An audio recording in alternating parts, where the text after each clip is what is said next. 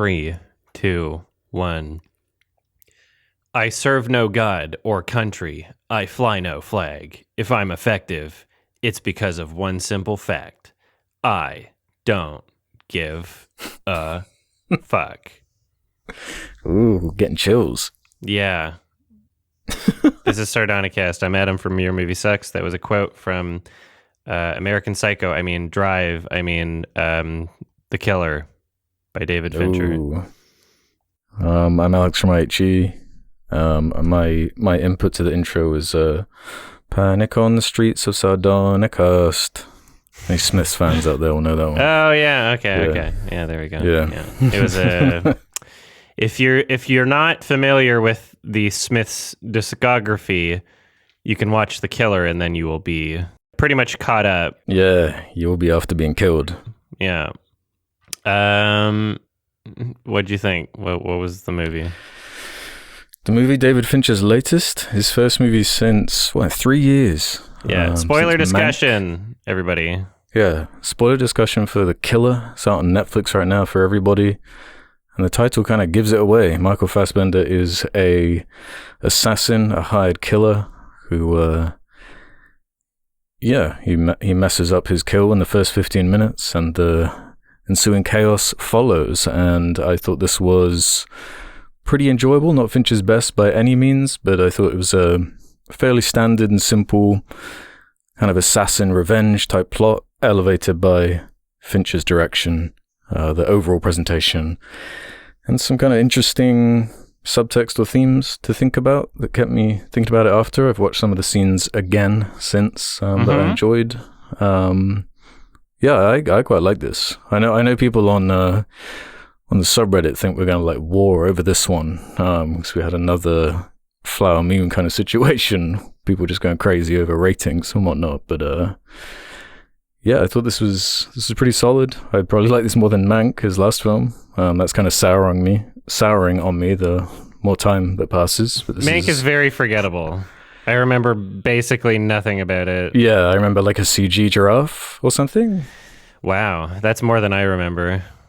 Yeah, it did not stick on me. Yeah, it didn't stick on me either. I just remember it was in black and white. Yeah, that's yeah. And that was definitely one of his one for me type projects. Yeah. Yeah. What's this is a spoiler discussion. Do you want to talk to me about the subtext? The scenes you rewatched? Yeah. Tell me about it.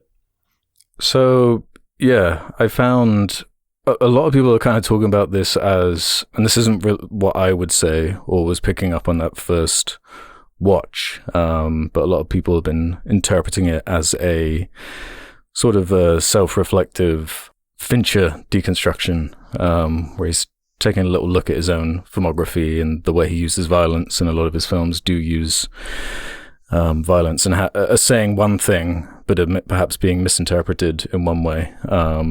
That isn't quite what I took away from that first watch, but I can definitely see how people are reading that, and I read quite a good article that's floating around of quite a good review of this that I agree with some of his points, but I was more interpreting it as I like this ongoing theme of the action speaking louder than words, where there's this ongoing narration through the movie where the killer is, you kind of alluded to it in this intro to the podcast, where he is saying one thing and he has this kind of almost like Andrew Tate-esque manosphere, like apex man type stuff. Sigma male. That's the phrase I was looking for.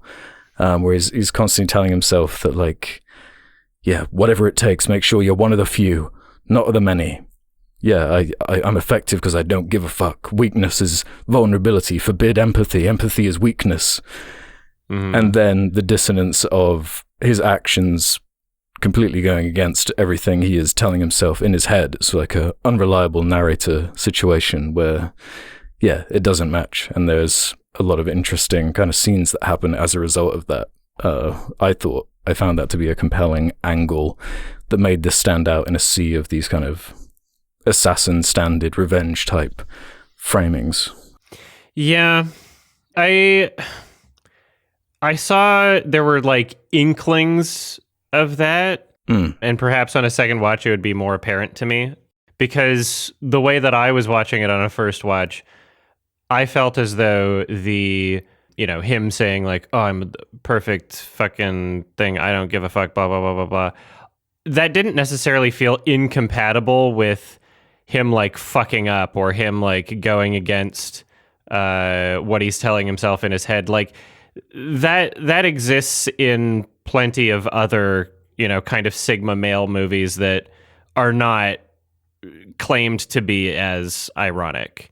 And so, not saying that this movie isn't done with any sort of self-awareness or irony at all, but that because of its presentation, and especially because of the fucking Trent Reznor Atticus Ross score, it was just such a jumbled mess of attempted emotions for me, and oftentimes it felt like it really was trying to be cool. Like how much of the movie do you personally feel is more satire commentary than straightforward? Because I think the movie is very much still trying to sell itself as something straightforward in the sense that like people who are into Sigma male movies or whatever, the literally me character, I think they're still trying to market it, and the film itself is presenting it in a way that it can be enjoyed from those types of people in this way.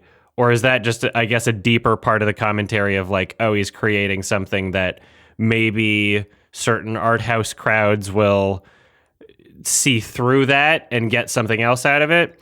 My problem is that already exists in things like, I don't know, his own movies like Fight Club, or like you can look at Martin Scorsese films like Wolf of Wall Street, and there will be people that will just take away the entire wrong message and look at Leo DiCaprio's character as cool. Or a lot of the fans of American Psycho will see his character and be like, oh yeah, this is like an alpha male type thing, and not understanding like the Homelander commentary and The Boys, of Homelander. Yeah. Like this exists outside of this particular film. And so I don't really feel as though it's adding anything new to the genre. I don't really feel as if it's doing anything special. And it is difficult for me to really make definitive statements and gauge exactly how self-aware any given aspect of this film is, because there's a lot going into it, and the overall experience for me did not work. But I would like to hear you talk more about it. Yeah, whereas I thought the self-aware angle was, I don't know, I didn't even think it was particularly subtle. I thought it was fairly blatant almost. I was questioning it at first with that first 15 minutes where it is mostly Fassbender in that room waiting, kind of talking about his philosophy, and you're just kind of questioning like, well, is this going to be the whole movie? And then, the second he misses and the kind of frantic stuff that follows that, there were just too many examples that were kind of pointing towards that whole blatant self-awareness, like the fact that, we mentioned the Smiths thing. He is like rocking out to the Smiths in nearly every scene, talking about how, he's talking about how emotionless he is. And then 1 second he's listening to like the most stereotypically emotional band like of all time, like the Smiths. It's like there's like a inherent juxtaposition there. And I do agree with you on the emotion. I'm not really feeling many emotions as far as the characters are concerned, and Fincher does kind of have a knack for this cold presentation, but I feel like it does work packaged within the cold, seemingly emotionless assassin character who I guess maybe I did need it to be a bit more blatant, because I think just the juxtaposition of like the Smiths. Fucking, Patrick Bateman had entire scenes, like he has his entire music philosophy, and in that sense, I find that more interesting because he actually talks about what it means to him, and there is more subtext in terms of like, oh, you're interpreting in that way, like that's kind of fucked up. I'm able to get that out of it at least. So, him listening to the Smiths the entire time didn't feel so out of place in terms of like this is a blatant commentary on how it's juxtaposing or contradicting his claim of lack of emotion. It didn't, not saying it wasn't, not saying like, oh, it definitively wasn't or anything. I'm just saying like the communication of this is just not. I didn't get much out of it. It wasn't really what I was looking for in terms of commentary or in terms of just, even if I were to watch it unironically in a straightforward narrative kind of way, I don't really care about the characters. I don't care about him. I don't care about his girlfriend. I don't care about any of the people that he's killing or why he's killing. And structure-wise, like, it really just feels like the movie could have ended at several points, and then he's like, oh, I got one more. It doesn't really feel like the revenge mattered as much.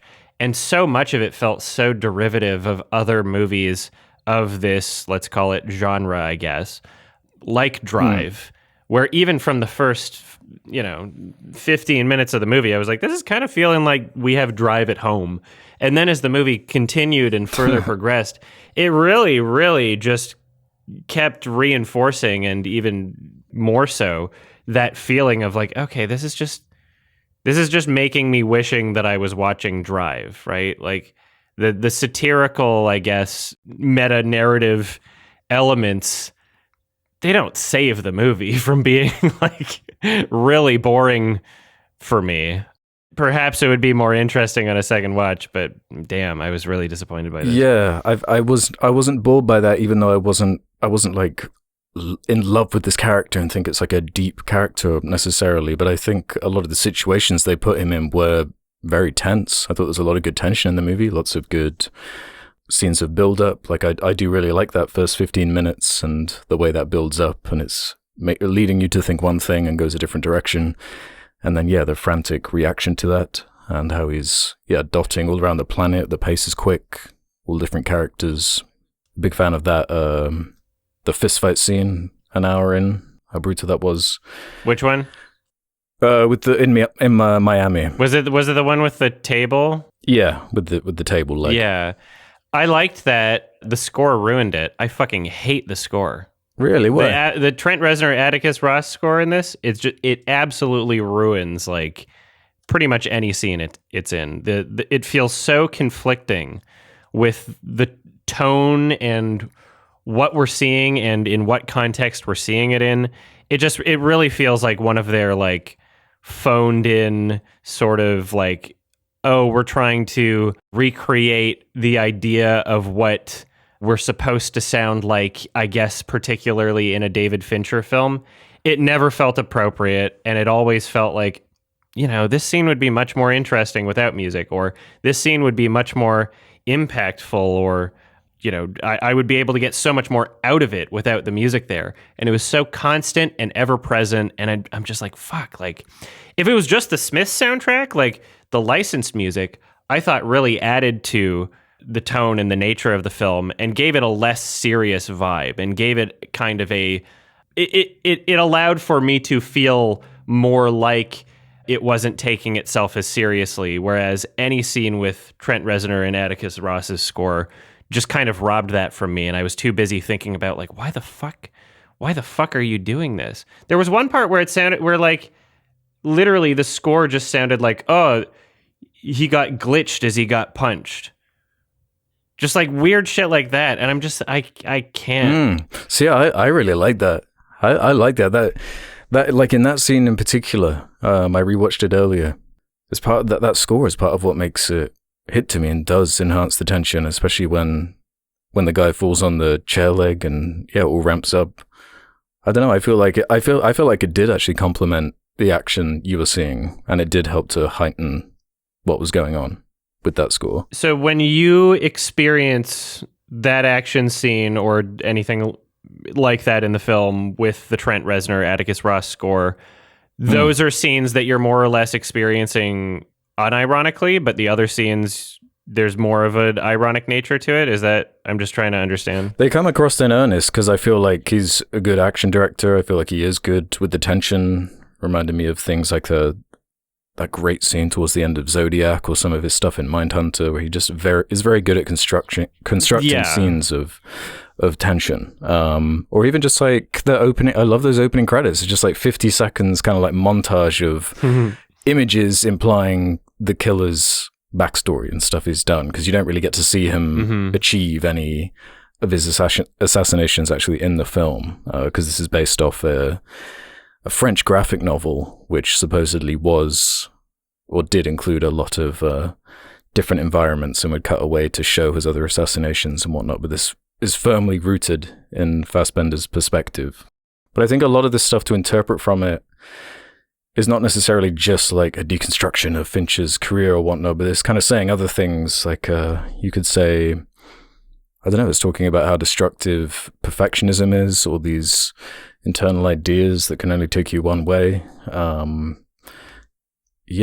just thought a lot of that juxtaposition was solid. I liked, the globetrotting. I love that sound design. I just thought, the plot is very basic and simple. I would never deny that. But I just feel like the presentation completely elevates it. And I don't know, you're not alone in feeling the way you do. I watched Mark Commode's review a couple of days ago. Oh, I haven't checked his out yet, actually. I think he's more on your side. He was more questioning what it was about this project that made Fincher so passionate about it, because he's wanted to adapt this since like 2007 or something, this graphic novel. And sure, I don't think it's definitely at the top of his filmography. It's not the most deep film out of everything he's made, for sure, but I don't know, I found this very entertaining from beginning to end. I think his cold, calculating style really matches a cold, calculating assassin. And I think the idea of an assassin thinking about his meticulous way he's structured his life, and I especially like the brutality that character unleashes onto other people in the world who he sees as the many, because that's a recurring theme in the movie. The many, the normies. The normies, they say normies. He's like, he has a line about one of the many product placements where he's eating McDonald's and he takes the buns off the breakfast muffin, and he's talking about the like protein gains he could get from it. But I think the way it is presented is like, that's kind of funny to me, knowing about this whole like manosphere space and that kind of stuff. But I feel like someone could read that in complete earnest, which reads kind of differently to me. But I would rather have a movie that I could experience earnestly all throughout, or one that I could experience ironically all throughout, or, it's not necessarily like a deal breaker to have the two as long as they're complementing each other. But I don't disagree at all with anything you're saying about like the directing. Like, I think that particular fight scene you were talking about was incredible without the music. Oh, so good. The music just fucking ruined it. I hated it. I can agree with the music, man. I can hear the great sound design choices underneath the music. I can hear the Foley that is so much more interesting. And it's not like you need the music to fill the space. It's not like you don't have great sound design underneath it. I don't understand why they felt it was necessary in so many scenes. And I don't felt like it complemented the rest of the tone of what the movie seemed to be going for with the whole, the Smiths playlist, right? I liked what it was going for with the Smiths playlist. It felt like different films kind of competing with each other and trying to exist as one, but just did not really flow together for me at all. And I really, the Trent Reznor and Atticus Ross thing is just, it really just felt like them going through the motions at this point. Really? I've enjoyed their soundtracks in Fincher films before. I think it really absolutely works with Gone Girl, Social Network, obviously. But this particular one, it was just so uninteresting and bland, and it conflicted with the tones that I would otherwise be experiencing in the film. Even just parts where he's like walking up to a location, or like driving around, I'm like, this would be so much more interesting if I was able to absorb anything emotionally, and especially in a movie that's attempting to have this like meta narrative or commentary on his other works.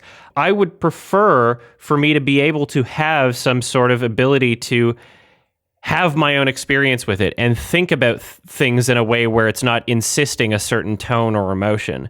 It really doesn't lend itself well to being any kind of an ironic score, and it really doesn't lend itself well to being a straightforward unironic score. It really just prevents me from experiencing either ends of those spectrum, and where it is in the middle is just not.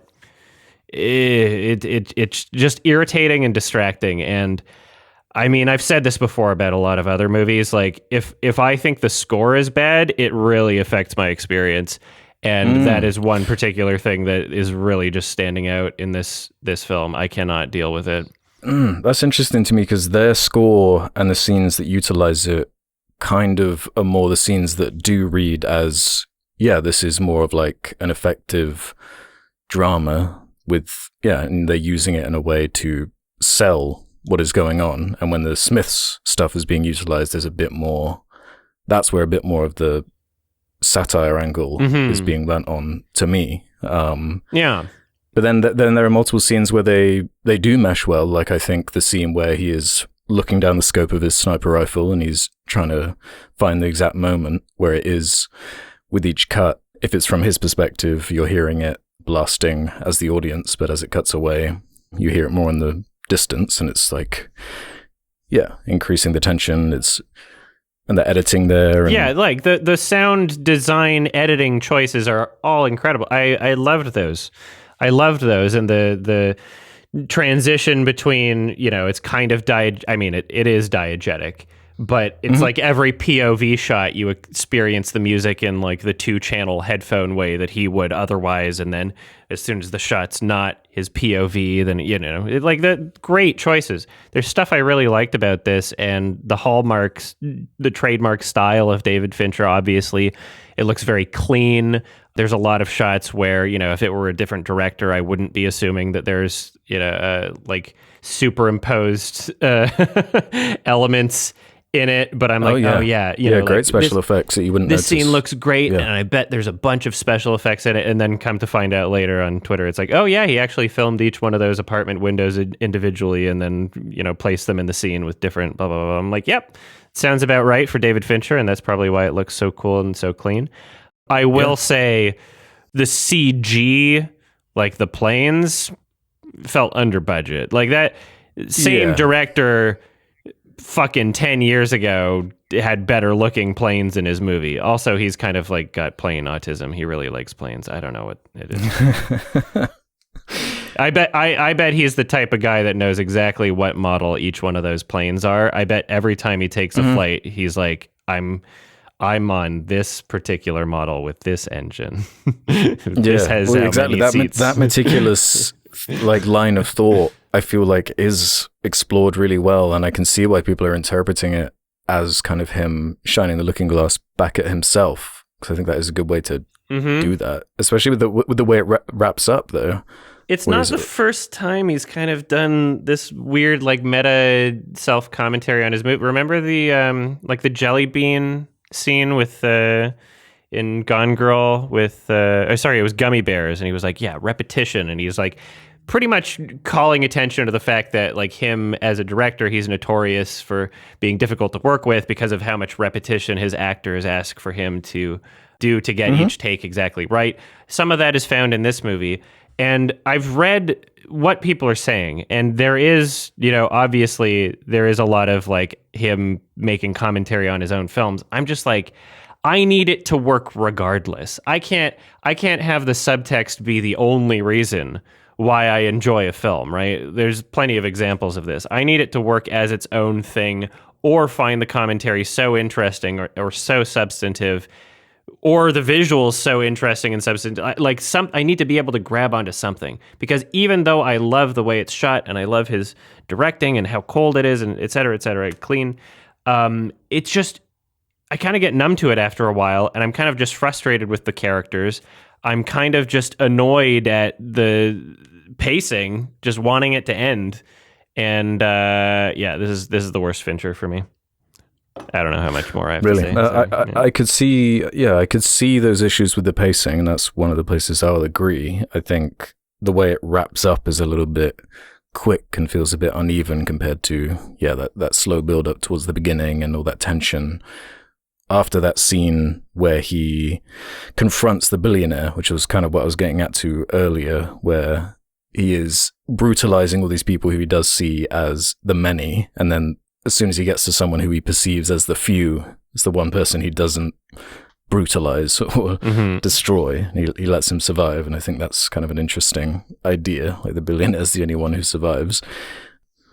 And yeah, I think you can interpret it a lot of different ways. I feel like this lens of like this perfectionist assassin who makes a mistake is an interesting, kind of meta narrative on Fincher himself, or just the ideas of like hustle culture and.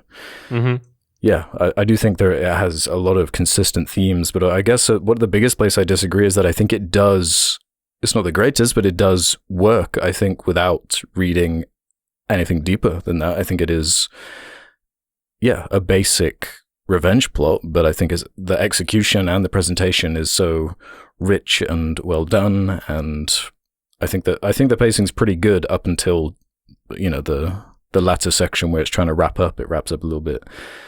I don't know. It doesn't feel that satisfying when the credits roll. No, not at all. I hate the fucking last shot. The last shot just irritated me so much. The like flinch on the little eye twitch. Like, nah. It's disgusting. I hate it. Yeah, but that's when irritated me to no end. He does have a good line there though, where it's kind of him coming to the realization that, I am one of the many. And then perhaps it's like buying into this idea, feeding into the hustle culture thing, where it's like, if I just earn enough money, then perhaps I can buy a new life for myself. That's an ongoing thing where he's got all these different identities, and each one of the identities is the name is a different like 70s sitcom, which you might interpret as another more obvious nod towards the comedic or self-aware angle. I don't know. It's prodding at itself now and again, but and the stuff in the Tilda Swinton scene where she's talking about she has this anecdote poem type thing about this bear, which I feel like is kind of describing the main character. He has one idea, but it's being interpreted by someone else as a different motivation, and I feel like it does have through lines with the action speaking louder than words, with the different things it's kind of talking about. But this worked on a few different levels to me. I'd happily watch this again. I don't think it's his weakest movie. I see it more kind of in line with like The Game, Panic Room. Haven't seen that one yet. Kind of around that sort of level for me. That's the only one I haven't seen. Yeah. I quite like this. Like, to me, this is a high 7 out of 10, 3.5 star. Yeah, well, maybe I'll give it another chance in a couple years. I'm around that point in time where I feel like maybe I can give The House That Jack Built another chance. See how I feel about that. Yeah, people have been bringing that one up in comparison to this. But I like that as well from memory, and you didn't. Exactly. Yeah, I don't know. Well, he's like quoting Popeye in this. He's like eating McDonald's. That didn't love some of the, like the Amazon product placement, even if it's trying to say like, look how he thwarts the billionaire with like cheap gadgets he bought off Amazon. I don't mind that much, but I don't know. That's kind of a thing you get used to with Fincher. He does utilize a lot of product placement. But I don't mind the McDonald's one at the beginning because it does say something about the character, like that isn't, he's taking the bread off the the bun. Like, just don't eat McDonald's if you. Like, David Fincher movies, you just have to get used to product placements. You have to accept that they're there. Yeah. He does it every movie. A lot more handheld camera work as well than a lot of his other movies. Like Gone Girl, I think has like one handheld shot in the whole thing. I thought that was quite an effective. I think that was used quite well for the more tense scenes, like the one at the beginning in the first 15 minutes where he's preparing his sniper rifle and he hears someone coming in to the apartment or whatever he's in, and it switches to handheld, and the music kicks up, and I feel like that's kind of what was carrying me through it. Was I did feel like it was a compelling, tense film, and that stuff worked for me. Sweet. I'm giving this one a 4 out of 10. It was hovering at like a 5, and then that last shot happened, and I just got pissed off. So, yeah, I feel like time will be kind to this movie. Hopefully, I'm willing to give it a chance again in the future. But yeah, I was irritated and impatient and not feeling what it was selling. And fuck that score was terrible. I can't. Yeah, no, I like that score. I'm big on that score. What'd you give it? Oh, I did say a minute ago, but I 7 out of 10, 3.5 star. Yeah, okay. Yeah.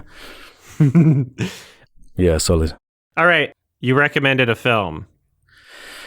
Yeah, so I was trying to wrap my brain, like trying to say, how did I even find this film? How did I know about it? Because I'm the one who recommended it, but it's one of those ones that I think has been sitting. Yeah, clearly you had some thoughts.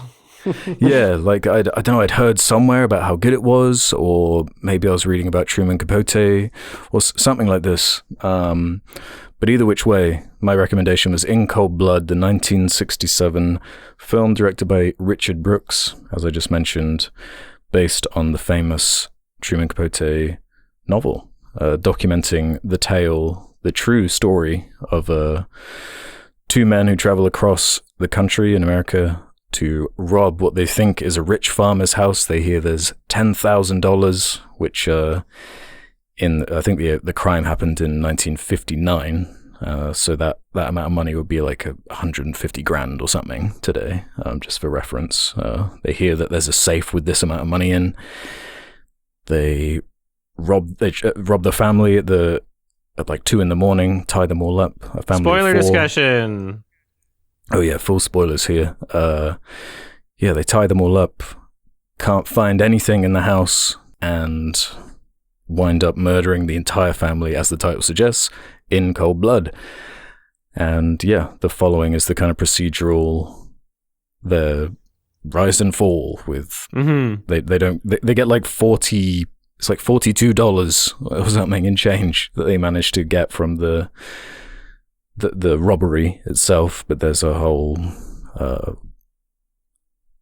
check. Man, I had to like wrap my brain. Like I remember like writing checks when I was like a kid, but they do like the whole check scam with what they steal. Yeah, like doing what they can with that. And yeah, part of what makes it so great is kind of the double meaning of the title and what it's saying about how someone might get to this position where they commit this crime, and trying to sort of add some complexity or explanation to how this happened, how they were caught, and how it was dealt with, and kind of a deep critique of the justice system in the end. I don't know about you, but this was one of the better films I've seen in a while. I thought this was excellent. This was fantastic. I thought it was pretty great. Yeah. I knew pretty quick when that seamless transition, like really early on, and there are a lot of really great transitions in the film where there's like a bus driving along and it cuts to a train, and it was just really smooth and seamless. I was like, oh, there's like some real thought put into this presentation right now. And it just didn't let up. It just kept delivering on that front for the whole 2 hours and 14 minutes. I thought just everything was in line, not just the presentation, but the performances. Every time Scott Wilson was on screen, I was like glued to it. I thought he was like so compelling as a character in that performance, like the idiosyncrasies he was putting in there, his weird kind of gross charm that he was delivering, just really interesting characters. And the Robert Blake Perry performance as well, I felt that's where the kind of the real complexity of the film lies, where you do get to see kind of what led to that. You go into his past a little bit. He's an aspirin addict. Yeah. He's got a lot of trauma he's carrying around with him, and I love the choice of how they choose to unfold the information. I thought this was interesting that this came right after the Flower Moon discussion. Where I was totally reminded of Scorsese, Killers of the Flower Moon. Yeah, because I thought that was such a good decision, where there is this whole build up to this event, and then there's just kind of a blank space where yeah, it's building up these two guys, and they're talking about this robbery they're going to commit, and then when they actually get to the house that they're going to rob, which, side note, is the same house that in The Big Lebowski, when Bunny runs away, and there's a scene where the PI shows a picture of where Bunny runs off to and is hiding the whole movie. It's the same house from the actual killing happened, which is like a funny, weird connection. And Philip Seymour Hoffman's in that movie, which is another... But we'll get to that in a bit. True. Yeah, I thought it was just kind of expertly told all round. And yeah, the way it does skip over the event until it's necessary, and how much more powerful it is for... It just kind of cuts to the next day where the 16-year-old girl, I think she is, her friend comes the next day to pick him up for church, and then she's the one who finds the grotesque scene that's all been set up, and then showing the more like procedural cop angle of the investigation, and the whole kind of neo-noir angle. It's all in black and white as well. Some fantastic lighting. I love the use of lighting in here. Some really memorable shots. Some great music too. Pretty much everything about this was fantastic. Yeah, I love that Quincy Jones score. Some really, really unique ideas. I love that bottle scene. Mm-hmm. It's like that's diegetic right there, integrating the bottle sounds into the score. Just a really complex, well done film. Which I feel like you can probably owe a lot of Capote's original work to some of that complexity. Yes. But the Richard Brooks directing as well, though, I feel like is not to be scoffed at either. Oh, of course. Yeah, there's definitely a very clear vision when it comes to like the visuals of this film and how things are put together. What makes the writing really apparent, or I guess the talent in the writing really apparent, is the very distinct way that characters talk. They have, in the way that their dialogue is written, they have consistencies as to what types of things they would say and how they would say it in any given conversation. Yes. So his name's Dick. He's constantly saying things like honey or baby or sugar, like at the end of the sentence. Yeah. And like later on in the movie, I think they kind of even draw more attention to that. The other character kind of like makes fun of him for it. I forget the exact line. He mocks him for it. Yeah. So having consistencies like that, where it's not just, a bunch of different characters that sound like they could be the same character or that sound like the writer. I really appreciate and enjoy when the characters are written in very distinct ways. And, that goes into... I think it's probably the best thing that an actor can work with. I think that it's something that can help their performance and help them really get into the character, is having a very clear sense of how a character speaks. And that was pretty apparent in this film. Yeah. I feel like that just applies to most of the technical angles of the film. Like, it's very noticeable early on how great the editing and the timing is to the way it's cut. It's so quick and snappy, and the way it is just like just really nice intentional choices. Like a character says, "My name is," and then it cuts to like a different character referencing the name that was going to be said, but in a different context. So it works in two ways, and it just keeps going like that throughout the whole film. It's so intentional, and it's just like it's got to let up at some point with this, because this is so good the way this is put together. But it just doesn't let up. It just keeps going like that. Yeah. It's probably the best way it could be structured in terms of order.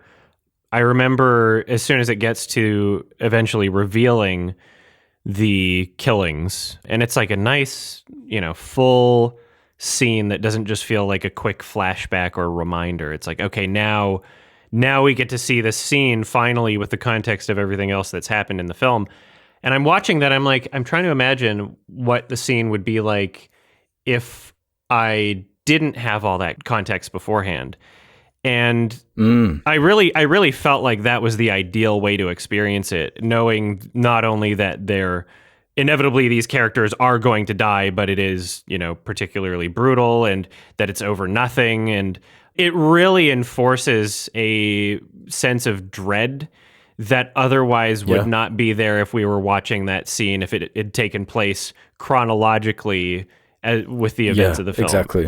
Well, it gives you such a good hook as well, Yes. because there is a whole big question mark looming. Like, you see these guys, and sure, they're not the cleanest guys you'll find, but it doesn't match the way things unfold. So it's like, how did this happen? Why did this happen? You're right there with the police investigating in terms of like trying to suss out how it was put together and how it happened. And I thought, that's a good observation. Great camera work in here. Yes. I thought the blocking was really great and energetic with these like crash zooms and interesting camera movement all the time. It just never lets up on that stuff. Also, something I really appreciate about great movies is just a clear sense of location. Whenever we saw them returning to a location, it's like, oh, it's very clear where this is, a very distinct landmark or whatever the site of that building said. It's like, okay, this is clear. And it never lingered on a single location for too long, even though there is a section of the movie that I found to be like a little slower than the rest of it. Maybe 10 minutes could have been cut out somewhere around halfway through, but it still didn't linger on any given setting or scene for too long. It had a very digestible pacing, and it always felt as though things were moving along. And again, as it goes on, the more I'm reminded about Killers of the Flower Moon, not just because it's like, oh, this is a full story with good pacing, but because there's a lot of similarities in terms of like the crime and then investigation and then the whole interrogation and court scene and the court procedure. Blah, blah, blah, blah. Like, there's a lot that reminded me of that. So it was kind of fascinating with this being, not a particularly long movie, but it feels like more happened in this movie than Killers of the Flower Moon. It felt like more was fleshed out. Exactly, yeah. I felt I got like a full perspective. Yeah. And I felt like these characters were really fleshed out in such a convincing way. It's like after the event happens, a lot of that second act is the procedural angle of like the cops investigating, and you go see like the characters' parents and they're being interviewed, and it's just such a good shorthand to flesh out these characters and have a good reasonable excuse to dump like exposition. Like, if a cop is asking you questions, and it makes sense for the dad to be reminiscing about that, and then you get even more storytelling through that with when the lead characters give their perspective of what's happening, and it doesn't really line up, and it's just a lot of depth to what the characters are talking about, and just so many great scenes. Even though there's a lot of discourse, like it's apparently like a Zoomer thing that they like hate sex scenes in movies. So I'm always thinking about that when there's like sex scenes. 'Cause I thought the sex scene here was really great. The way it brought out the kind of trauma of that main character. Yeah, that was interesting. When they're in Mexico. Yeah. It gives you some context. It was another kind of diegetic use of just the space and integrating characters and again, just editing and presentation choices also. It's a really substantive and thoughtful way to do it. And it felt like it really was interested in fleshing out that Perry character. It thought that was like important. He's the one who kind of he has a lot of complexity to him because he's the one that starts the violence, really. He's the one who cuts the first throat and aims the shotgun at him and finishes him. He does all of the violence. But he's also the one he stops the Scott Wilson character from assaulting the girl. And there's like a really interesting, confusing, thought-provoking dynamic there. Because it's like, wow, this is an interesting character. You could easily have a film make an attempt at a character like this that could, and the worst case scenario, or the scenario from like a less talented writer or filmmaker, would be a character that seems conflicting to the point of it being either unintentional or just illogical and just not understanding. And even though we don't fully understand every detail about this character and his decision making, and because a lot of his decisions are, not necessarily even thought out, a lot of them seem reflexive and emotionally based. It's written in such a way and presented in such a way where, rather than feeling just like, oh, this is a conflicting character that's not written properly, it feels like a fleshed out character that is more complex, and there's more to him. And there's how do I describe this? Just the complexity of the character is apparent without it feeling like improperly fleshed out. It feels like the film is aware of his complexities, and it feels like the film is very much aware that he's not a straightforward copy-paste character. It's not just the stereotype of like, this is a bad guy. Yeah, exactly. This is a very complex character who did terrible things, the worst things, and is a bad guy. We can say it's a bad guy, but it's not the bad guy character. It's not. I like that it offers a lot more of that, and it gives you more to think about, and it makes it more interesting for rewatches, right? Like, I want to know more about this character. I want to put more thought into it, and there's so much to absorb about this film and the characters in this film that I really feel like a second watch can bring out more of that. Yeah. And it's summed up quite well where there's a line, I can't remember who says it, but it's kind of like the thesis of the movie. How can a sane man commit an insane act? And it really does explore that well. And you can definitely see, especially after watching Capote, it got me thinking about this. As a writer, and the way he was empathizing and spending so much time talking to him and trying to understand him, in retrospect, it's clear that he added, I don't know, if a romantic sort of interpretation of things. And I know it's known that he sort of changed some of the truths to make it kind of work better in the fictional sort of format. It blends it, doesn't it? That original kind of story that he wrote. Like, not everything is exactly one-to-one with what happened, obviously. Like, the dialogue that is being written is kind of written in a more romantic sort of way. Like, I'm sure he didn't really say, like, before he's hanged, he has like a sort of apology. He says something like, I'd like to apologize, but to who? Which apparently in real life he didn't say. And that's very much like a writer trying to think of something thought-provoking for that character, knowing him personally and being a great writer.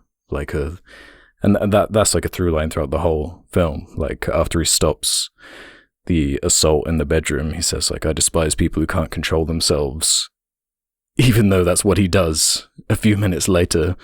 And, the romantic kind of lines like, all to steal a kid's silver dollar. There's just a lot of great dialogue, which is clearly plucked from that book. But it's, there was another great line. Where is it? Yeah, where they're talking about when they're trying to break down like why or how this happened. Someone says something like, neither of them would do it alone, but together they made a third personality. Yes. That's the one who did it. That's a fantastic, thought-provoking line. But I was just like jotting down many of these lines because it's just so expressive and thought-provoking. Like when you get a few scenes with the Scott Wilson character where he's giving his perspective on the whole idea of the death penalty, and he's kind of weirdly agreeing with it because in his personal philosophy, it's like hanging is just revenge, and what's wrong with revenge? He's like weirdly fine with it. He's just like, it's just not if you're the one being hanged. Like, it's getting all these different perspectives was really interesting. And then the other guy saying how he describes it as saying he had a bomb ticking inside me, and just exploring all that whole backstory and how it led to where it was. I found that so compelling. Yeah, I really liked that Perry was a character that you could tell had so much internal conflict, and he was very much self-critical despite doing like the worst things.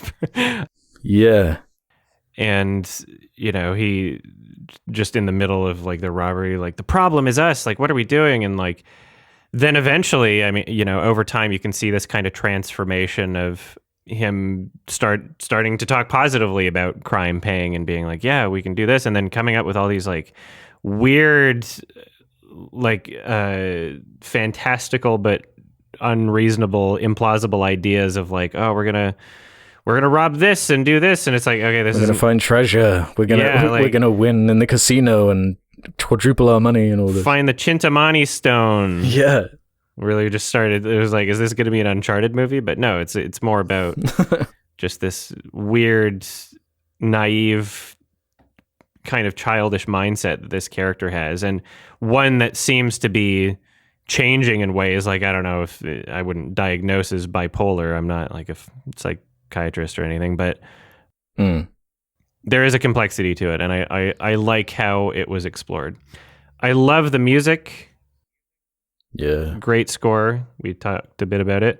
What I really enjoyed about this film is in scenes like when they do wind up killing the family when it shows it later, a lot of the choice for sound design is this kind of thing that's, debatably between music and just atmosphere, that kind of like low hum where you can pay attention to it. You might not know it's there, but it is making you feel something.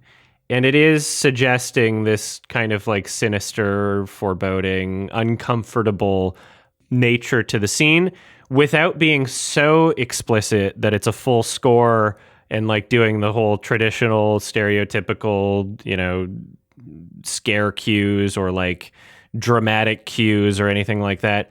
I like that it was held back and reserved and very effective at communicating that emotion in a way where you're still able to watch the scene and it's not like explicitly forcing you in a certain direction. It felt very natural and very complimentary is what it was. And I also like the choice to not have Capote be a character in the movie. There's kind of two characters that represent his place in the real life story because he's so entwined in this from the very beginning. But I love the creative decision from him to do that, where there is kind of someone writing for a paper, and he has some good lines towards the end. Where newspapers will be sold, laws will pass, everyone will pass the buck. These kind of ideas, but there's also the cop angle. I think is also kind of another stand-in for Capote and kind of what he was learning and what he was figuring out. But I thought that was an interesting choice not to have him in there directly to try and,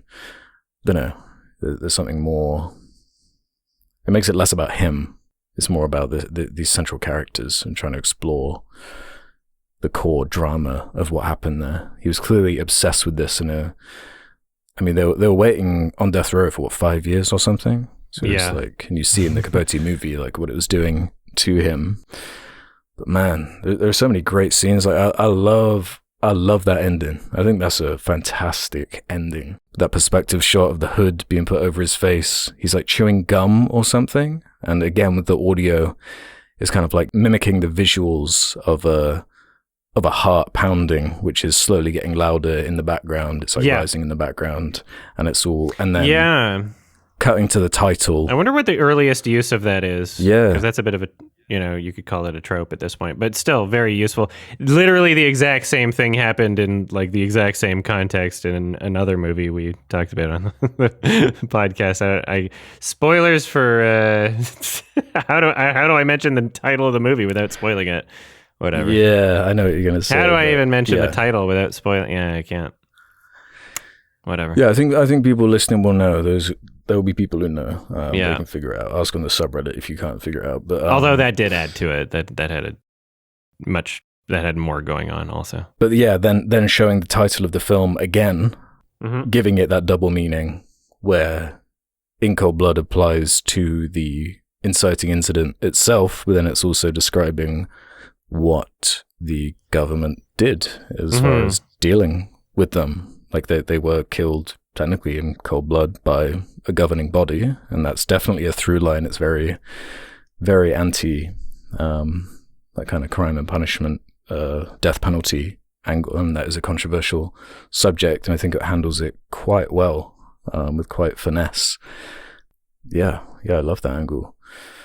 Just so many great details. Like when you look at the poster, the eyes that are pictured there are not the actors who played the characters. It's actually the real eyes of the real culprits. Thought that was a really cool creative decision. That's great. Didn't even know. I wrote down a couple editing choices that I really, really liked. There was the like, who could have done this? Who would be so sick? Take your pick on any crowded street. And then it cuts to the two main characters walking like on a crowded street to try and pun that shit. It's like, oh, there's lots of great cuts like that. Yeah. Great transition, but it also leads us into the next scene naturally. And there's a reason for following them. And there's a reason for them being there at that point in time doing that thing. Very, very sensible. There's kind of like foreboding, subtle background music that gets cut out at the exact same time that a woman turns out her like bedside light. So it's not like at the end of the scene, but like just 5 seconds before the end of the scene.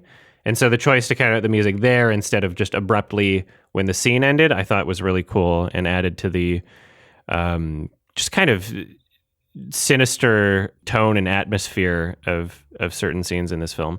I thought it was really great at capturing setting. I thought it was really great at capturing tone and atmosphere in general.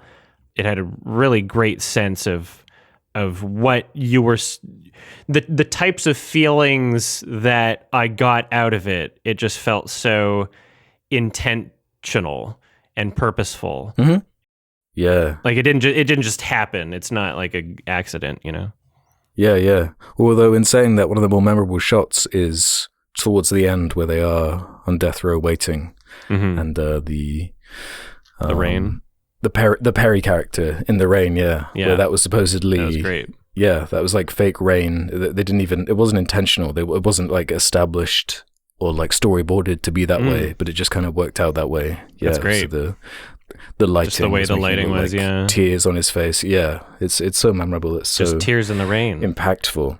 Yeah, I guess the only things I didn't really like though that stood out to me as, I guess, more nitpicks. Sure. A couple of instances of, it's because of the age of the movie, I suppose, but some of the like rear projection in the cars looked, a little bit dated, a little bit aged, which was only stood out to me because nothing else was really felt aged in that way to me. Yeah. And there were instances. I don't know why that's a thing that like never really bothers me unless it's like very particular.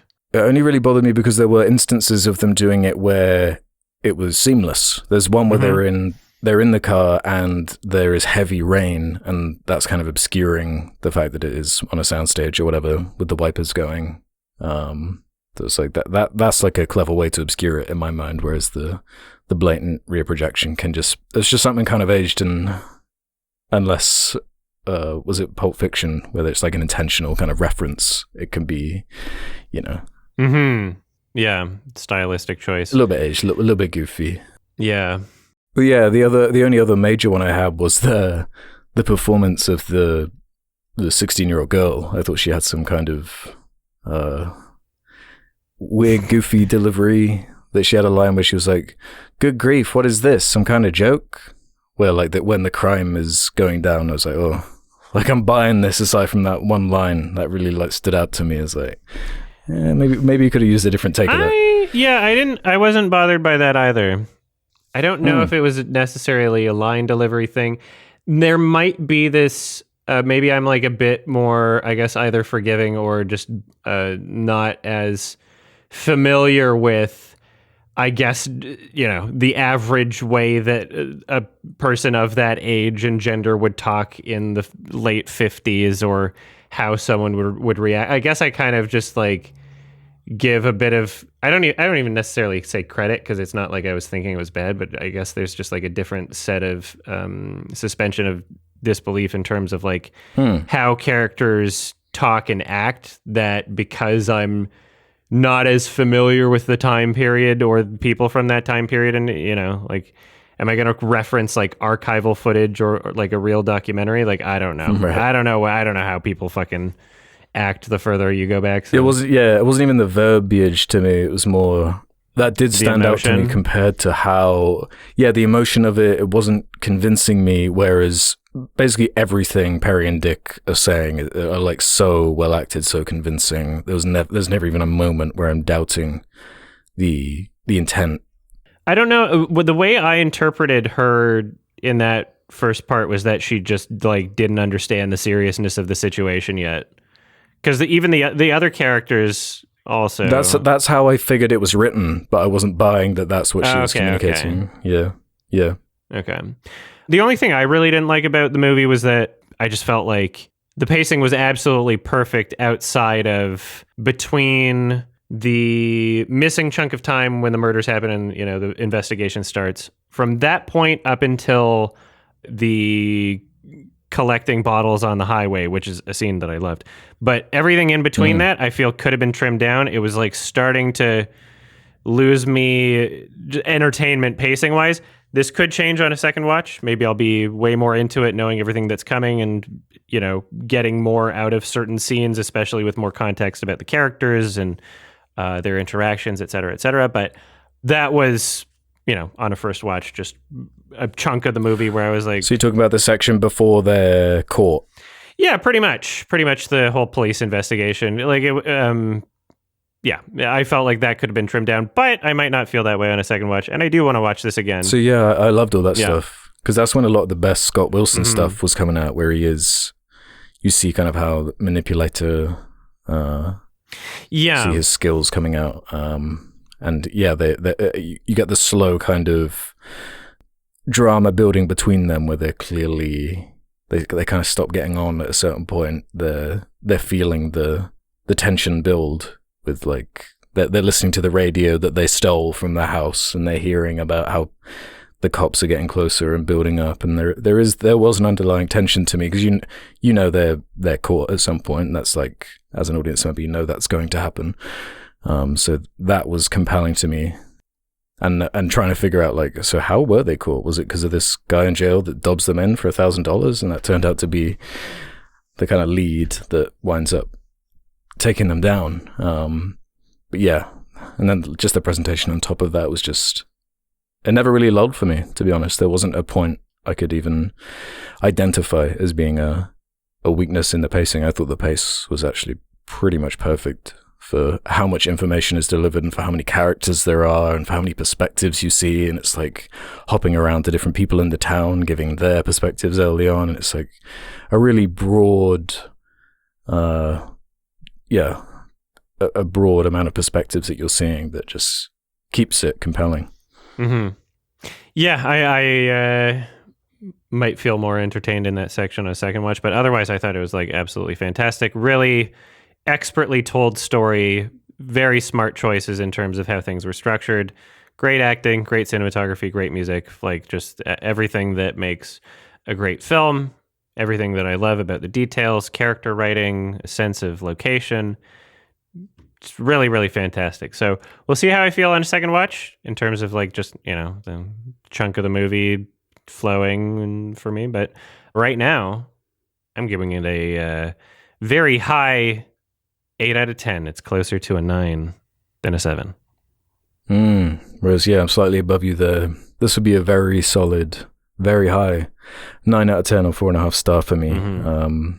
I was compelled from beginning to end. I thought there was so much complexity, so much to think about, so many shots lingering in my mind. And I got to say, man, like, if you're listening to this, just watch this film. Because I look at how many ratings it has on IMDb, and it's only like 28,000 ratings. And I just feel like, come on, spread this. People need to watch this, because, people are always talking about, films suck. But this is, man, this is what you're looking for. I don't even like movies. Yeah. I think this is like such a great one. This feels like it would be perfectly not out of place on like the top 250. I was kind of surprised that it wasn't. Yeah, yeah, I don't know if it's just not that well known, or Capote kind of stole its thunder, or what. I don't know. This feels like it would feel right at home there, but right underneath, like Joker, between Joker and Avengers. Just a million superhero movies. Yeah, a bunch of Bollywood. Yeah, so I really do urge people to check this one out. Because I know a lot of people are put off. They imagine, because it's like from the 60s, oh, it's probably going to be boring. Have different sensibilities. Like, no. Check this out. No. It'll be well worth your time. No. Cool. Should we go on to Capote? Yes. Yeah, I'm ready. All right. So all right. do you want to intro? I can intro. I don't know. Are you going to say that I'm the smartest person ever for recommending it? Well, yeah, I was going to bring up. I was it because of the subreddit or what? Because when I recommended the film, I didn't actually know that this was linked to it. This is another one of those films that it's been on my watch list for like years and years and years and years. I've always been a fan of Seymour Hoffman. Knew he won an Oscar for this. And while I was just praising that poster for In Cold Blood, I really don't like the poster for Capote. I think it's kind of a really plain, boring poster. So whenever I saw it there, I was kind of like, I'll get to that at some point. It does look like the most boringest movie ever made. I was expecting to be bored to tears. Yeah. So the reason why I recommended it is because you recommended In Cold Blood, and then I saw on the poster it said Truman Capote's In Cold Blood, and then I was like, well, Truman Capote, that's the Capote movie. And so I bought the Blu-ray for it thinking like, yeah, I'll probably do like a double feature or something. And then as I, looked at the IMDb description for Capote, I was like, oh, this is specifically about him researching his novel In Cold Blood. So that just happened to work out. So I was actually considering doing a Capote double feature no matter what Truman Capote film that you had recommended, but it just happened to work out this way, and I'm glad, because I think watching Capote without having seen In Cold Blood would have been the wrong way to watch it. This is very much absolutely. This is one of the most companion pieces that you'll ever see. There's like should be in the dictionary for companion piece for a film. Yeah. They need each other. And in saying that, there is something. I do feel like In Cold Blood does take some of the thunder away from this movie, because a lot of things I was loving about that 1967 film, I just wasn't getting from Capote, because this is Bennett Miller, who people might know as the director of Moneyball or Foxcatcher. I think he did as well. Yeah, and while I did enjoy this movie overall, it's very much a different style. It's way more kind of like Oscar baity. Yeah, I think that's the Bennett Miller thing. It seems like he quite likes things that the Oscars will like. But to me, it was really about the Philip Seymour Hoffman performance. It's an incredible performance. I don't know if you watched any Capote interviews from back in the day. There's some on YouTube. I did after the fact. I did after too, because I was curious. I was like, wow. They really getting Philip Seymour Hoffman for this is like, it couldn't really be more perfect. And no. Yeah, it's a pretty much it's a perfect delivery. His acting is pretty spot on for this, and it carries the whole thing. Because there were issues for me outside of that performance, but that was the one central thing that's like, yeah, this is a 10 out of 10 performance in a film that I'd probably rate lower than that for other reasons. But what were your overarching thoughts on this? Well, he definitely earned that Oscar, and looking right now, apparently he was nominated for 4 other Oscars. That's actually shocking, because I would have assumed there every once in a, I think every year at the Oscars, there's like one movie that only has like a performance nomination. I would have assumed that this would be one. It got a Best Picture nomination in 2006, which is crazy, because there would only be like 5 nominations that year, if I'm not mistaken, like total. So to fit this one in, like there's tons of movies in 2006 that are good, but I mean, weird for Best Picture. Like, I just wouldn't expect it, but yeah. So Philip won the Oscar for Best Actor. Catherine Keener was nominated for supporting, which is also crazy. Not like she's like, none of these things are bad, but no, I'm just shocked that it's considered Oscar level. And then writing, adapted screenplay, and directing even. So that's kind of fascinating. But, the one that was very much deserved actually won. So I do think that his performance carries the movie, but I don't think the movie is bad, all things considered. Like, there's maybe a couple aspects about this movie where I'm like, that's kind of cheese. And oh my God, some of the sound recording, like whoever was responsible for setting up Catherine Keener's mic in that outdoor scene with like under the umbrella and like continuing on to the car, like she's peaking throughout that entire scene. I'm like, what the and it's just her. Like, you didn't do your job. I don't know what the hell happened there. So there's weird technical issues. I thought that this was his first movie, and I'm learning right now that it's his second feature. So still pretty fucking great for a second feature even. But I liked this movie a lot more than I thought I would, because I thought it would be like a snooze fest. But I found myself, past the first 22 minutes or whatever, I found myself so engrossed in the character and the performance and just being able to soak up so much about it that I'm kind of shocked that for a 2-hour movie where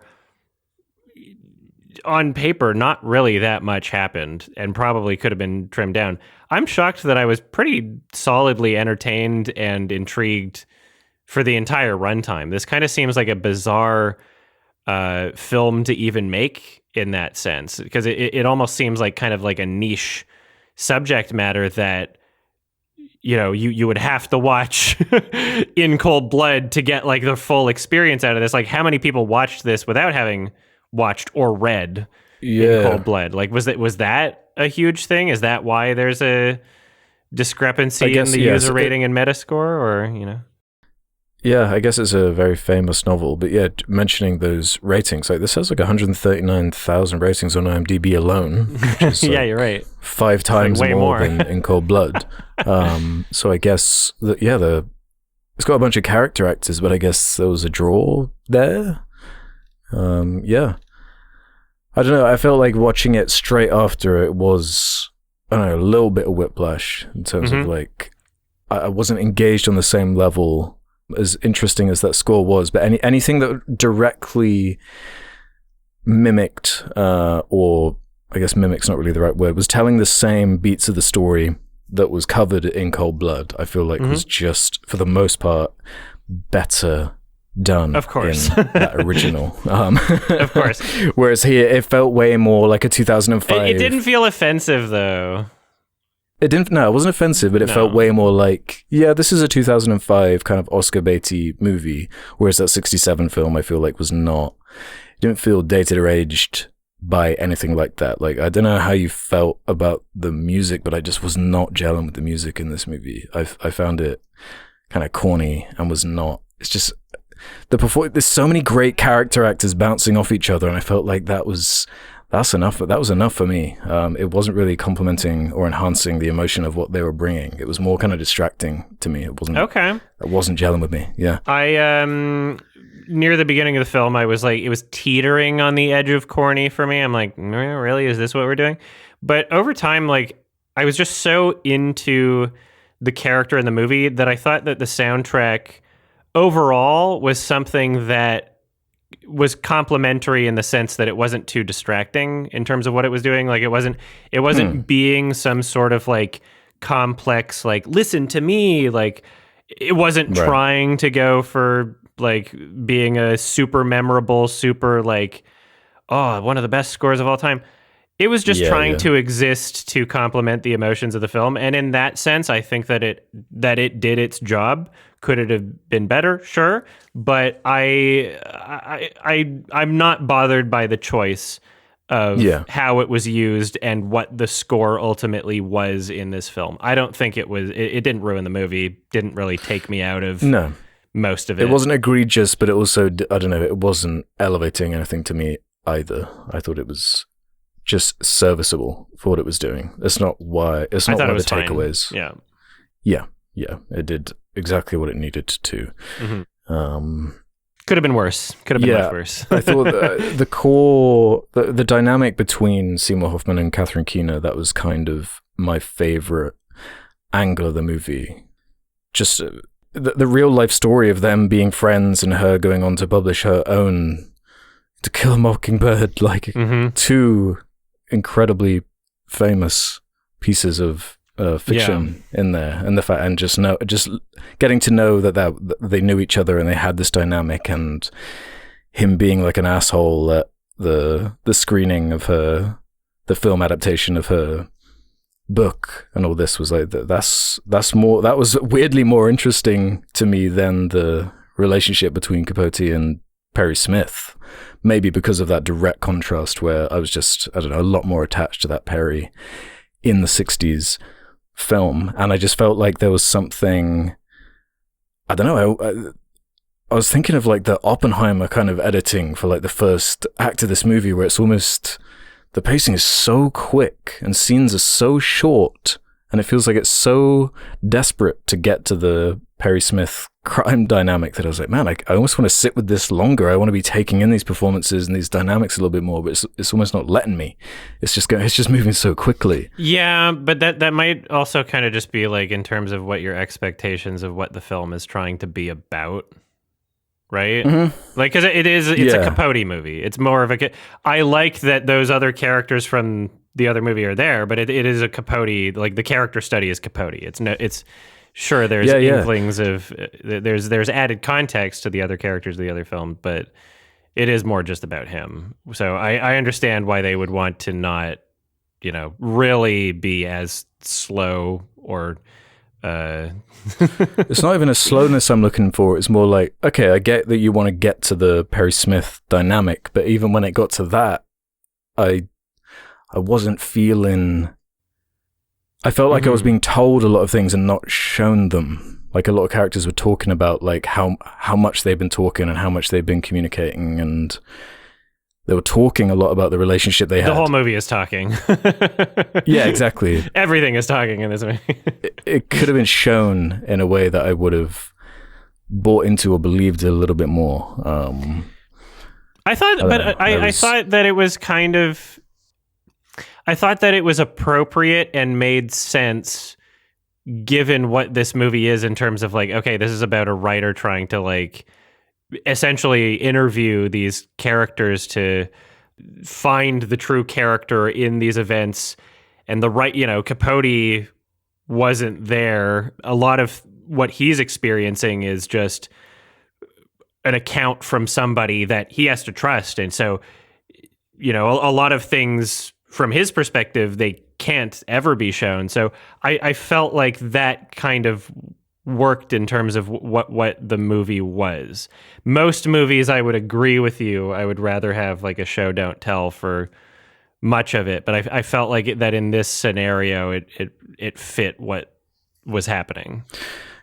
Yeah, I don't know, because there are also a lot of, as far as the structure is concerned, it does kind of jump around a fair amount, and that's the nature of the real life story and the writing process, but that was like sapping some of that energy for me when, we'll just like cut to like a year later and all these like dynamics are like changing. And it is with the structure of it being more of like a biopic type thing. But I don't know, maybe that's just me, and I typically don't love biopics. And I feel like without the Philip Seymour Hoffman angle, I don't know if I'd really care about this movie that much, despite the great character actors that are sprinkled throughout here. I just feel like, weirdly, I could have done with like another half an hour to this movie or something. I just needed a little bit more, I don't know, complexity, a little bit more going on. There was something lacking for me with that kind of angle. I don't know if it is just the direct contrast, but I just didn't feel like I got the best impression of some of these relationships. Yeah, and there was nothing about like the way it was being presented, and as far as direction or blocking or whatnot. No, was elevating it or keeping me going. It wasn't a show-offy movie, other than the performance. I mean, but yeah, it's all around that. Yeah, and who knows how much of that is like intentional. I mean, there is a pretty direct sense of tone in terms of like how coldly it's presented, and the color grading matches this, and so the directing style, like it's not really trying to do much, and I feel like in that sense it works. But also, I mean, like, there's less ways to fuck up, I guess. It's not as ambitious as In Cold it feels Blood. way less ambitious. Yeah. But I don't need it to be. I don't want...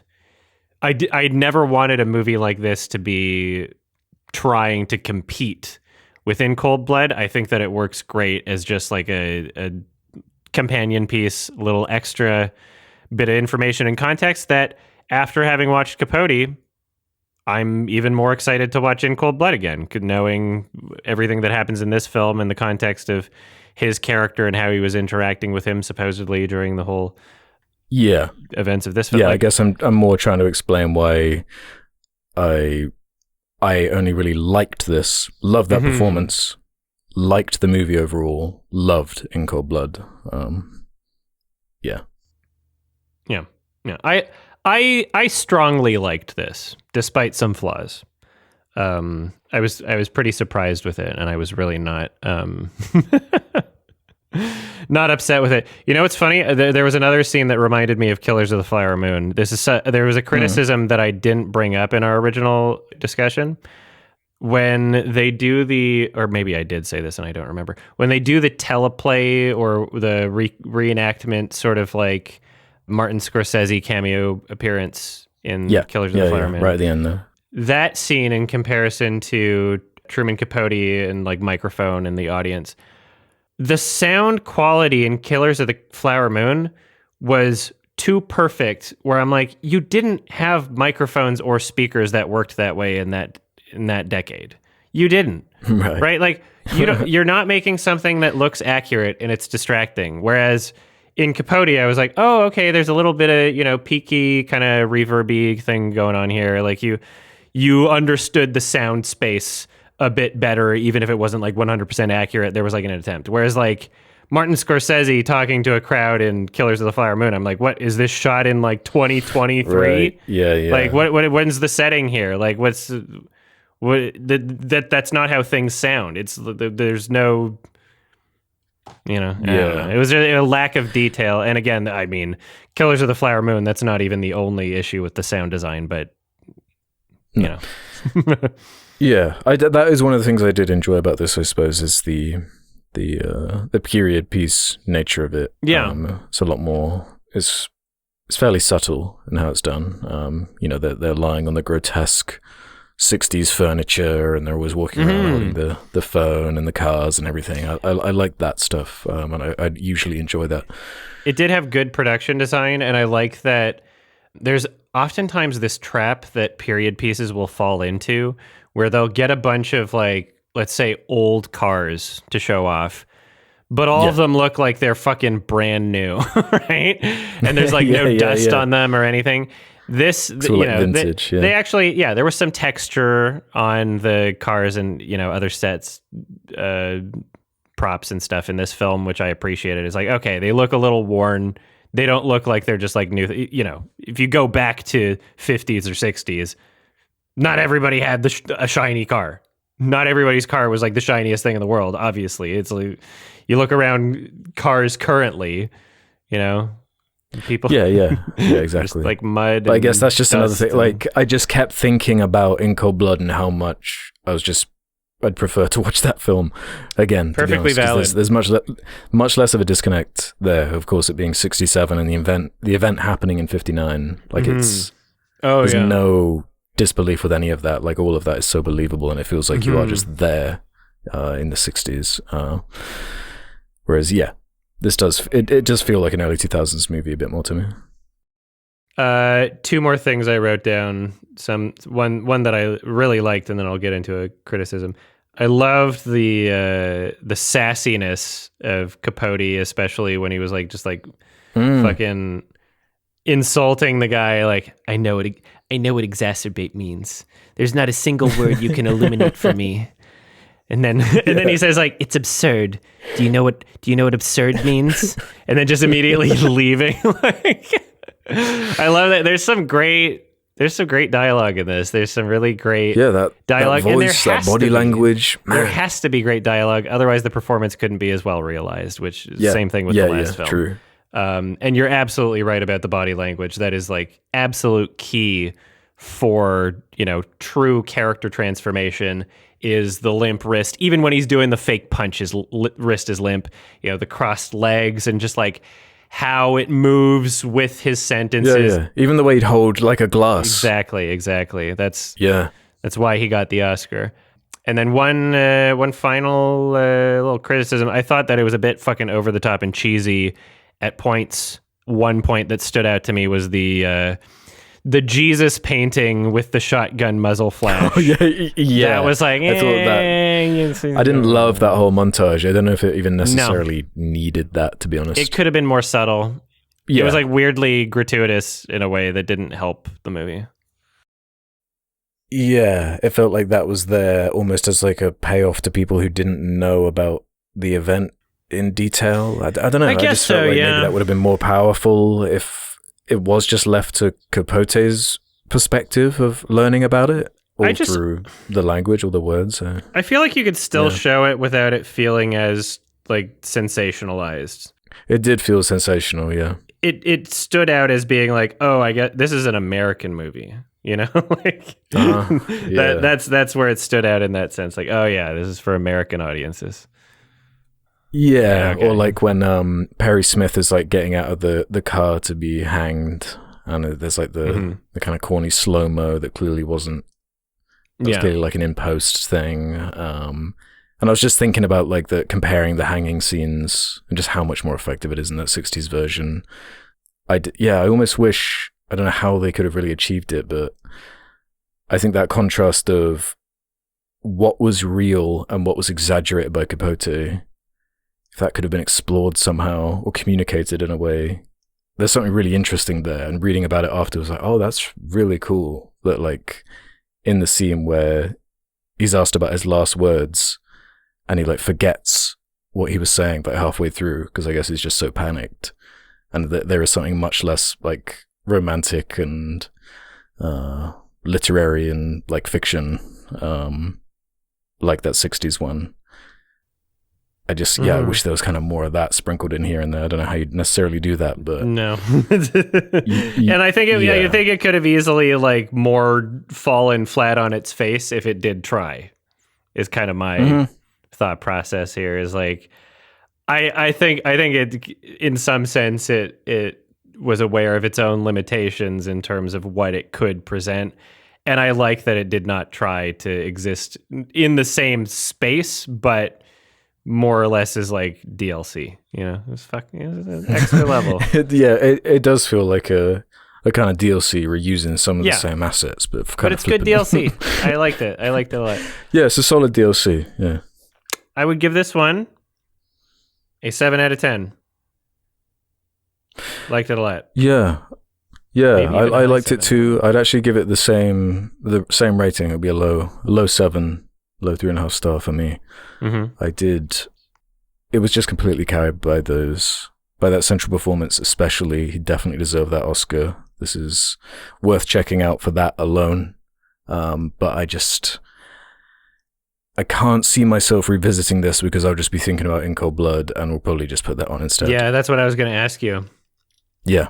Is it like you're going to rewatch In Cold Blood, but not this? I'll rewatch both of them. Yeah, I'm not sure if maybe just to see the performance, the Hoffman performance, but I don't know if I really connect with this director that much. I don't know. He's got his style. He likes these kind of real life stories and adapting them, but I don't know. This is not my favorite. It's not really what I'm looking for from a lot of cinema. Did you see last thing? This film like stole the thunder of another. I was Capote just about to ask you about movie. that. Oh, you were? Oh, yeah. I had the IMDb open. Somebody sent me the trailer after I watched Capote, and I was like, "Holy shit!" Did you watch the trailer?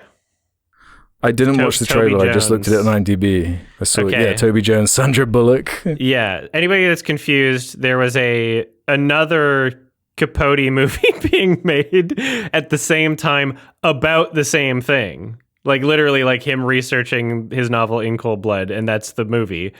And it stars Toby Jones, and like it's just this wound up changing its release and releasing a year later because the fucking Philip Seymour Hoffman movie was coming out, and they're like, uh-oh, I guess we gotta move this around.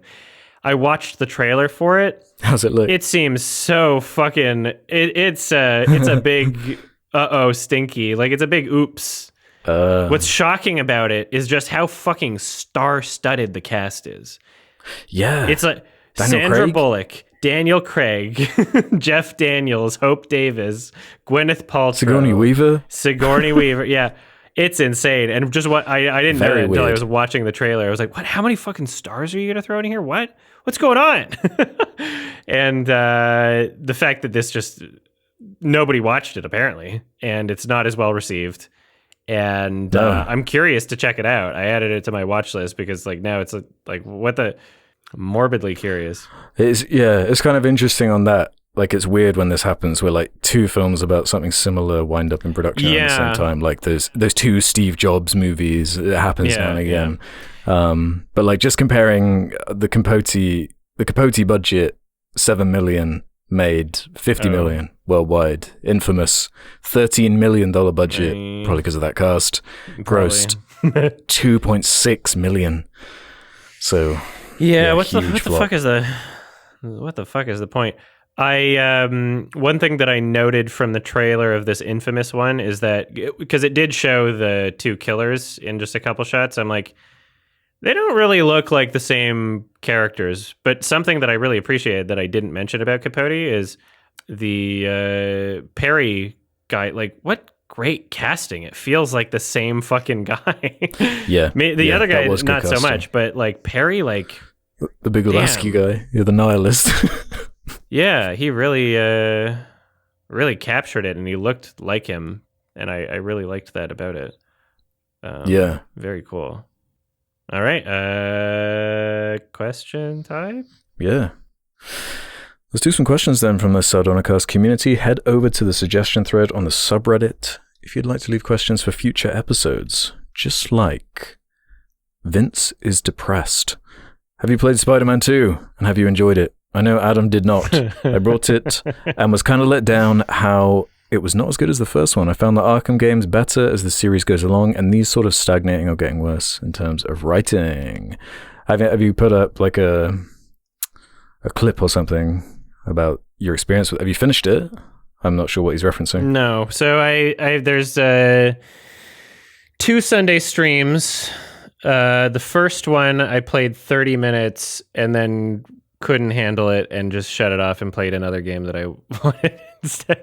So you can see you can see my part 1 of me just like giving up, because I'm like, well, the beginning of that game is just so fucking unimportant and numbing and insistent and fake phony bullshit emotions of like, you're fighting the big Sandman boss, and you get wings, and like the music doing like the most cliche, just fucking like soy boy Marvel shit like ever. And the entire time I'm playing a fucking tutorial. It's a tutorial. Have something different for the fucking tutorial. Don't lie to me and pretend like, oh, this is so epic and you're fighting a big boss and there's like, what emotions am I supposed to get from fighting a big boss if there's no consequence to it and the game's playing itself for me? This is a tutorial. And so I just wasn't buying anything that it was selling. And I was just kind of pissed off at it. And I was like, you know what? There's another game, the Talos Principle 2, that also just came out. I want to play that instead. And I did. And I had a great fucking night. And then... hop on Lies of P. No. I don't know when that would ever happen. But then next week after that, so this Sunday, I played another few hours of Spider-Man 2. It got a bit better. I just needed some time away from it. I needed a little bit of a break. And then, there's a bunch about it that I just kind of hate. And, the combat, as it gets more intricate and there's more gadgets and more things to unlock, I start to enjoy it more. But the story sucks. The dialogue sucks. None of the characters feel real. Everything feels like forced and insisted. and there's fucking like what bothers me a lot about this fucking game, and I can tell it's only going to get worse as I keep playing, is they think they're fucking Naughty Dog. And they're like, they think they're fucking Naughty Dog and trying to do like some weird Life is Strange shit, like, oh, collect the trash around your house. I'm like, get back to the other shit. Get back to the important. Like, why am I doing a walking simulator right now? Oh, you're on a bike with your friend. Isn't this meaningful? Don't you like the music? And this is just so sentimental. Like, yeah, maybe if I gave a shit about these characters, or if what was happening in between these parts was just so fucking special that like you could justify a break. But I barely felt like I was getting anything out of the game so far. So for them to like take a break, or like, oh, you're doing a bicycle scene. Oh, you're doing a trash collecting scene inside your own fucking house. Like, no. We haven't even started shit yet. Get me to the shit that I want. Yeah, I always just see those scenes as like, oh man, on playtesting, people are just rocketing through this game too quick. We gotta slow people down right now. Yeah, I guess. I don't know. I think that they thought that they were doing something artful. It feels really pretentious. I don't think it was about slowing people down. I think they think that they were doing art. I think they think they're fucking Naughty Dog. It's like a PlayStation cliche almost at this point, you know, the third person over the shoulder, Sony, sad dad simulator type thing. Yeah. Jason! It did feel like Heavy Rain. I kind of liked the opening set piece. I thought that was okay as like a way of just getting you straight into the action. And I think the movement system is fantastic. But man, I'm so with you on the writing. I was like, 'cause I really kind of dug the story of that first game. I thought Doc Ock was like a really fun character. I like what they did with that, and him like losing his mind to try and save his body, and the whole like Sinister Six angle, and this like really good boss fight towards the end with the Vulture and Electro. The characters it's like dangling and playing with, that being Venom and Kraven the Hunter. These are two characters that like personally I've never really connected with or seen the appeal in. I thought, oh, maybe they're gonna like find an angle to win me over like they did with some of the characters in that first game. But man, they are weak ass characters. Like Venom's motivation like sucks. Kraven is just such a boring character. Venom is an obligatory addition in any Spider-Man property because it's the most popular character. It's the Joker, you know, like it's, you know, if you know Spider-Man, you know what Venom is. If you know Batman, you know what the Joker's actually a good character. I know. Like he brings like something cool out of the main character, whereas like Venom, I guess it's kind of cool how it changes the main character and what you can do with that. He made him emo. And him like controlling him at night and stuff. Yeah. I haven't gotten very far in this game yet, so I don't know what I'm in for. There's something so like 90s about Venom to me. Yes. It's not necessarily like a bad thing in and of itself, but it's like, you just like, it's like the Boba Fett thing where it's like, you just like how he looks, man. You just think he looks cool. You want him on a t-shirt, and you want him to vore people. I've just never connected or understood that character. Well, you say the word vore... But like, honestly, I think half of Venom's fan base is like just people with a fetish or people who don't know that they have a fetish. He's a big, muscly, gooey man who can eat people whole. He's like with a deep voice and a really long tongue. Right? There's a lot of porn of Venom. Okay, I've seen all of it. All right. You guys can stop. You can stop pretending. Yeah. I've seen all of it for research purposes, just to see what the hell is going on. Try to investigate, but you people. That's hilarious. No, but if you're bugged by the writing that early on, I don't know if you're going to be able to finish it, man. Like I know it's going to get worse. Like I already know it's gonna get worse. That's why I just couldn't play it that first day. I was like, I'm in a bad mood. My Sunday stream's supposed to be my day off. What do I want to do here? Do I want to have fun? I want to have fun. I want to have fun playing a good game, The Talos Principle 2, starring Adam Green, the director of Frozen 2010. Oh, funny, weird. What the hell? he has a voice in that. It's kind of funny. Like I'm kind of so over that Ubisoft open world design, the checklist type thing. So I just rocketed through the main story in the weekend it came out, just to see those main beats. I don't care about anything else. But yeah, I was a little bit disappointed on that front. I do like that gameplay a lot. But did you play the Arkham games? Because like the biggest contrast to me is like that character and the different types of gameplay they're perfect. He's a perfect character for that. Like the stealth stuff is justified, the punching stuff is justified, the detective investigation stuff is completely justified, whereas that model being transferred over to Spider-Man, like I think the stealth sections are really like boring and badly designed. Like there's no tension. They have been terrible so far, you're right. Yeah. They're just easy mode. Like, and they keep giving you gadgets to make it easier. And like there are like such strict rules in those Arkham games, and like, yeah, you can do this easy takedown, but like once, and then they like start twigging and they start like counteracting you, and you've got to adapt to the enemies. Whereas you're like Spider-Man, there's like no, every time you're like slowed down in the games, I kind of hate it in Spider-Man. You know, I want to be swinging around, I want to be moving 1,000,000 miles an hour, and that feels great. I want to be jumping off rooftops and flying all over the place. That's why I want to be Spider-Man. I don't want to be crawling around in vents and stuff as Spider-Man. That's lame. No, this is a factory game made by people who think they're artists. And sure, there's probably individual talented artists working and doing the fucking the least paid, most effortful things in this game. But when it comes to the people at, you know, making the actual decisions in terms of what appears in the game and the story and all that shit, like, oh boy, it really seems like one of those like nepotism hire fucking. You're in a group and you're a team of writers and too many cooks in the kitchen, and they're like, oh, we think that this is what a game should be or what a Spider-Man game should be. Like, it just feels phony. It's fake. It's bullshit. If you want to play a game made by real people with real things to say and a real artistic vision, go instead download the Talos Principle 2 or the first one. They're both like really good. But, yeah. Well, Alan Wake 2's out right now, but it's a puzzle game, by the way. Not everybody's into it. Just FYI. Oh, right. I like in that first game, you remember those Mary Jane sequences where you're like stealthing around or whatever? Oh, yeah. There's no combat. I hear there's more. The way they reintroduce those, it kind of trivializes the bad guys in a way that is like so goofy and insane to me, where it's like everyone, even the people that like the stealth in the first game and like to the things that I had problems with in that first game, everyone was going on about those sections and how boring and bad and how it hurts the replayability. And they made the decision to double down on it and like, let's flesh out the gameplay here. Like, people want to be playing as Mary Jane, right? It's just like, come on, man. I was like groaning. Well, because everybody who hated those sections in the first game were just sexist and there was no good reason for it. So they have to double down to prove that women are smart. There's one okay one.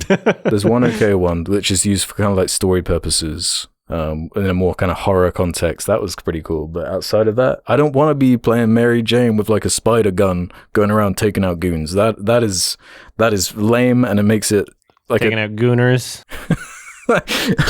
Yeah, maybe that would be more enjoyable and believable. I mean, that would make it fun. Anytime something's bad, just make it a shitpost. Make it just like a disgusting, profane shitpost, and then it's fixed in some way. She kind of does have like a goon gun. Yeah. Yeah, that was like really goofy. Okay.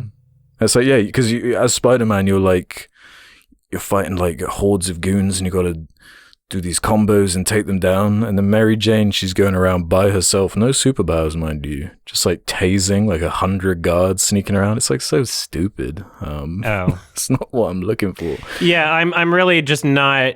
I feel like it's gonna get worse as it goes, so I'm gonna do the game in chunks.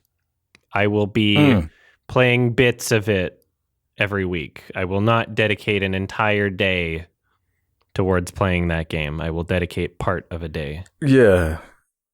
It has its moments, but like I was quite disappointed by that story and the writing specifically. I thought there was no reason for it to be that level. No. But I was thinking back to when people got mad at Ralph for skipping the cutscenes in the first game. Right. And I tried skipping the cutscenes in this game because, I mean, I guess Ralph was ahead of his fucking time. It wouldn't let me skip the cutscene. They must have listened to our podcast. They must have listened to people getting mad at Ralph being like, we will remove the ability to skip the cutscenes because this story is more important or something. I don't know. That's funny. I was honestly That's just funny. like, please get me out of here. I didn't do anything. Oh, fuck. You know, I was totally just not. I wanted to escape. Oh man, I can't wait to see the clip of you doing the amusement park section. That's going to be awesome to watch. Oh God, yeah. There's some fun shit. Yeah. Why is everyone's face different? Why does everyone look different from the first man, game? The game opens and it shows a character, and I'm like, oh, you know what? I heard all this stuff about the face being changed. I don't mind this face for Peter. And then it turns out that character's Harry. And I'm like, oh, okay. And then you see Peter, and Peter, he's like, I don't know how old he's supposed to be, like in his mid-20s or something, but he looks like a baby. It's bizarre. Everyone looks stupid. Everyone looks fucking stupid. Mary Jane looks strange. Like everyone, yeah, all the faces are a little bit funky. I don't think MJ stands for Mary Jane. I think it stands for massive jaw. Got her. All right. Yeah, what I don't know. We'll see how the rest of the game goes. Yeah. Yeah, we'll see. Well, I'm sure we'll get some fun moments out of it. If anybody wants to watch me suffer, I play games every Sunday, and I will be starting it with the Spider-Man 2, whatever. I'll be continuing to do that. Twitch.tv/YMS plays.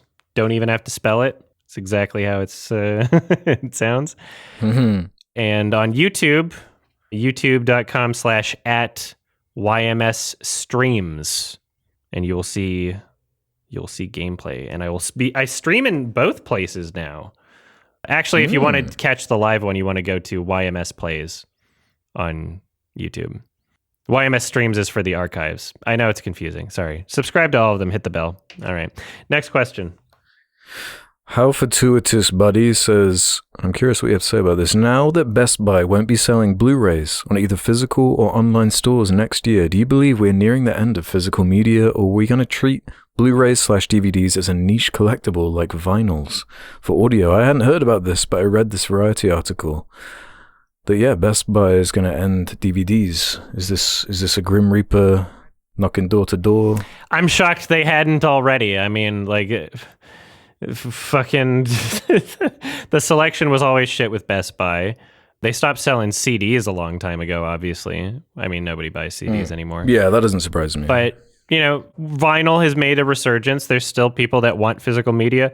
And perhaps maybe the more that streaming services and studios that license their content to streaming services keep weirdly fucking things up or removing things or changing things, or like even if you buy it on iTunes, they can just remove the content. You don't actually own the media. You own a license to view it. I like having physical media. I like the collector's aspect to it. And I also think it's the best quality. I mean, it is. It is, yeah. It's not Netflix 4K. It's a 4K Blu-ray, right? You don't have to worry about the bit rate. You don't have to worry about it. It's on the disc. I mean, yeah, I'm like, we exist in communities that do care about physical media. Who knows whether or not that space is forever going to shrink and never be profitable again. I'm willing to believe that it's something that is sustainable, because there's plenty of media companies that exist right now that pretty much just sell like collectors 4K Blu-rays or, just physical media like Arrow. We got, who did the Vinegar Syndrome? They've got the first movie from Dream Scenario guy. They got that on Blu-ray. Oh, yeah, yeah. Yeah, there's tons of like Blu-ray companies. Like Criterion is like a Blu-ray company. That's the big one, yeah. They seem to be profitable. But it's more like, I watched earlier... As of the time of us recording this, Chris Stuckman made a video about the film industry and how he's scared about certain things. And he mentions in it the Netflix film, Hush, is like just taken off the service now, and it never had a physical release. And it's not alone in this happening, and this seems to just be happening more and more and more. And there's something really disturbing about that to me. I don't like that.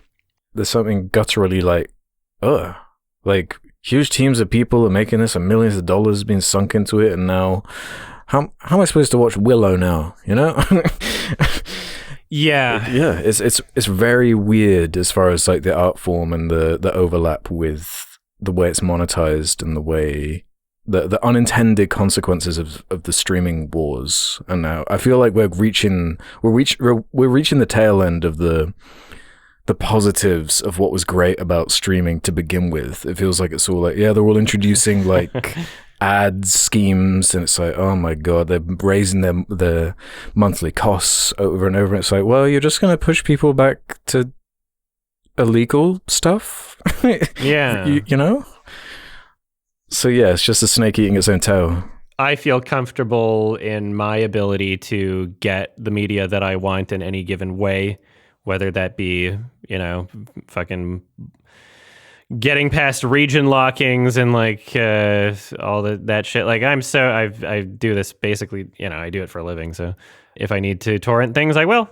And well, now that it's like you're not even given a choice. Like if you want to watch Hush right now, oh yeah, you have to do that. You actually have to do that. It's like some old Nintendo games or whatever, where there's like you have no choice. Yeah. So what? You're just leaving money on the table. This is very strange. Don't like it. Yeah. And then the worst weird shit happening with Coyote versus Acme, another write-off for Warner Brothers. Mm-hmm. That's the latest victim. Yeah. Yep. But the news on that is that they're allowed now, because of the public backlash and because of all the, you know, artists that worked on it leaking how much they enjoyed the project and how much it was like well received and like all the love and art that went into it and like all this shit like getting big on Twitter. Now Warner Brothers like, okay, I guess we'll sell the distribution rights to somebody. Like if Netflix wants to buy it or Apple wants to buy it, we'll do that. Why wasn't that on the table for anything else that they did? Why wasn't that on the table for Batgirl? Yeah, Is the story like we need to complain harder about Batgirl? Like I want to see that out of morbid curiosity. I don't give a shit if it's going to be a bad movie. People made it. People like, even if I don't like it, there's people that worked on it that care about it. There, you know, like fucking, oh God. There'll be fans who love it, yeah. It's so annoying. If you're going to tax write off it anyway, just fucking leak it. Leak it. Yeah. Satire. I am not telling people to do anything illegal. I'm lying, actually. That Acme movie is kind of a fun premise to me. I feel like you could do something pretty entertaining with that. Yeah. Who knows if that'll be good or not, but yeah. Nah. But that was like one of the more, because like WB, they've been releasing some real shit lately, but that was one where that was kind of a fun way to spin your IP, you know? That's kind of cool. And that's the one they'd like shelve. Yeah. I mean, the score seemed really cool. I liked the clips of the orchestra. I don't know if you saw that. Yeah. It was like one of the leaked No, I things. saw that reel that was taken down, I think, shortly That too. after. Yeah. Yeah, very unfortunate, very weird place this industry is in specifically, I feel like.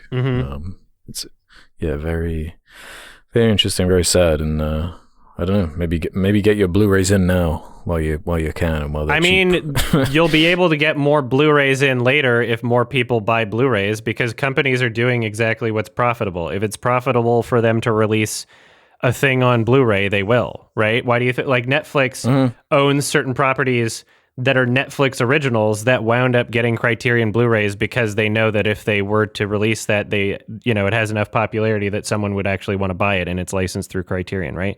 There are streaming service originals that do exist on physical media because there's a market for it. If more people bought physical media, then more physical media would be sold. It's really that simple. So it's just a matter of convincing people. Yeah, it definitely seems like that market is shrinking though. Like, because I always pictured like, yeah, DVDs will be around for fucking ever, you know? Because I just figured it was like old people, a certain generation would just be like churning through DVDs forever, you know? But I guess maybe not. I guess streaming really is just taking over. It's like crazy how quickly that happened, but here we are. Thank you for the questions. We did it. Yeah. Got some good ones in there. Hell yeah. I think it's my turn to recommend a movie. It is? What have you got? Is it? Yeah. It's not as easy to get confused as it was when there were three of us. Yeah, true. How do I pronounce this? Aguirre, The Wrath of God, directed by Werner Herzog. Never seen it. 1972. It's supposedly interesting. Hell yeah. Have you seen it? I haven't, no, but I'm a big fan of Herzog. So Okay. it'll be nice to Sweet. fill out That'll be an fun. older one there. Yeah, I'm looking forward to it. Yeah, low commitment, hour and a half. Apparently, there's a bunch of shit about the movie that'll be interesting to discuss, regardless of what the movie's like. But yeah, I have pretty good high hopes for it. I like. Yeah, this is cool. I liked his Nosferatu thing. So anyway, if you don't want to be spoiled for Aguirre or whatever, I don't know, the Wrath of God, directed by Werner Herzog, 1972. Then watch it before the next episode comes out. These episodes come out every 2 weeks. You can listen to them early by going to sardonicast.com. Sign up for premium. It's only $2 a month. And I heard some people that were commenting on the Patreon, which also does the same thing, patreon.com/sardonicast. I heard some people commenting on the Patreon, they were having trouble downloading for offline use. Well, if you are on the website, you can just download it. It lets you download it. So if you go to sardonicast.com, you can download it. All right. So simple, easy peasy. Get some merch. It's almost Christmas. What are you doing? Are you going to be a good grandson or daughter? You give grandma a Sardonicast shirt. You will make grandma want a Sardonicast shirt. Do you know how grandmas are? If you buy them anything, they'll be happy. They'll just love that you thought of them for Christmas. So you buy that Sardonicast merch for your grandma. Yeah, I want to see a 90-year-old wearing a Sardonicast shirt. We need grandmas only Sardonicast fan. We need to up the grandma demo. We need to talk about grandma movies. We need more grandma. We need more grandma representation. Oh, true. Well, the Holdovers is coming out soon. Huh? The Holdovers is a grandma movie. Yeah. But also rate us on iTunes and Spotify. That helps us on the give a thumbs up on the video. RSS feeds. Yeah. Give us all your money. Yeah. Don't stop thinking that just because you're supporting us that it's enough. You got to do more. It's never enough. It's never enough. You got to do more. If we've learned anything from WB and the way they operate, it's never enough. Mm-hmm. All right. Have a happy bullshit. Morrissey. Happy fuck. All right. Thanks for listening, everybody. Bye-bye. Bye.